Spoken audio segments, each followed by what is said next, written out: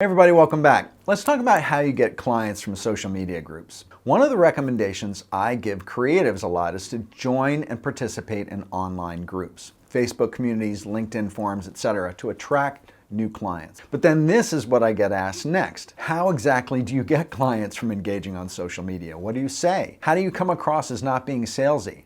How do you not get banned from the group for pitching people for new business? Well, the answer to that is really simple. You don't pitch people for new business. So what do you do? Well, later in this video, I'm going to tell you exactly what to do and exactly what to say. So the quickest way to scare away a new client prospect is to jump right into a group and say, hey, I do website design. Do you need someone to design a website for you? Or hey, I do logo design. Do you need a new logo? But here's the first mistake that designers make. You join the wrong kind of group. When I suggest that you join groups or communities, a lot of designers immediately join design groups or marketing groups full of other creative pros, but that's not where your client prospects are. In fact, it's like trying to sell a car at a car dealer's convention. That's where all your competition is. You have to go where your customer avatar is hanging out instead. So what kind of group do you join? Well, you have to ask yourself, who is my customer avatar? And this is where you have to make a decision. Who is going to benefit from what you do, what you offer? Who needs a lot of what you do? Whose business success hinges on what you do? So here's an example. There's a woman I interviewed for the Brand Design Masters podcast, episode 46, and her name's Lauren Gonzalez. The link to that podcast episode is in the description to this video. So when Lauren started her brand identity and design business, she targeted Amazon sellers because she knew they needed a lot of what she did. She knew they needed a lot of visual assets and that they had the money coming on already to be able to pay her. She joined an Amazon sellers Facebook group and she hung out there. She participated in chats. She answered people's questions about the kind of design assets that you need to start an Amazon sellers page. But most importantly, what did Lauren not do? Lauren didn't jump into that Amazon sellers Facebook group and say, hey, I design logos and assets for Amazon sellers. She instead provided value. She took some time and had authentic conversations. She answered questions. She built relationships. She showed up regularly. She provided the group value. She showed them examples of what great Amazon seller shops looked like on Amazon, and she taught them what they needed. She taught them what looked good and what didn't look good. And over time, Lauren became known as the design expert inside that Amazon sellers Facebook group. And she was one of the only designers there. She didn't pitch, she just threw little breadcrumbs into the duck pond, basically. And then eventually someone asked her, hey, I'm starting an Amazon shop and you seem to know a lot about design on Amazon. Do you know someone who does this kind of design? And her reply was really simple. Hey, just DM me. And then she did killer work for them. And the happy clients told other sellers in the group. And 6 months later, Lauren had more clients than she knew how to handle. Okay, so let's take that whole process from start to finish. Let's say you're a website designer.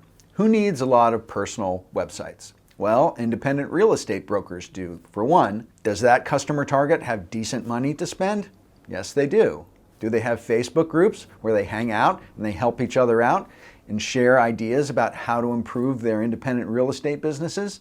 Yes, they do. Can you show them what good and bad realtor websites look like? I think you probably can. Can you learn a lot about what's important to independent real estate brokers from hanging out in their Facebook group and studying their posts, see what they're talking about, see what their problems are, see what their challenges are? Of course you can. So I think you're getting the picture here, right? So how do you get clients from social media groups? Engagement and answering questions is the key. By providing free value and engaging on a personal level, you're going to start to convert conversations into customers. If you teach and share and are truly empathetic about the challenges that people in that group are facing, it's the prospect who's going to make that psychological leap from seeing how other people are succeeding with design to asking you to do it for them. And you're not pitching them.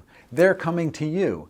And it's an easy and natural jump to go from the comments section to a DM to a Zoom call where you start discussing a project. So by providing value and showing your expertise and teaching and showing real life examples of great design, by establishing that personal connection and showing empathy, your customer target is more likely to become a customer. And they're going to start to know, like, and trust you over time. And that's what it's all about. Engaging with the group shows that you're paying attention to their business category. You understand their challenges and how they can be successful with using what it is that you do. And the very best thing about this is that when you finally get them on a Zoom call, they already feel like they know you. They already feel like they can trust you. They already know you know your stuff. And then it just comes down to scoping the project, deliverables, and price. So remember, you don't have to be salesy. You don't have to pitch people cold. You don't have to risk getting thrown out of a group. You just have to do a little bit of homework. You have to choose your customer avatar and then find out where they hang out. Then engage and provide value.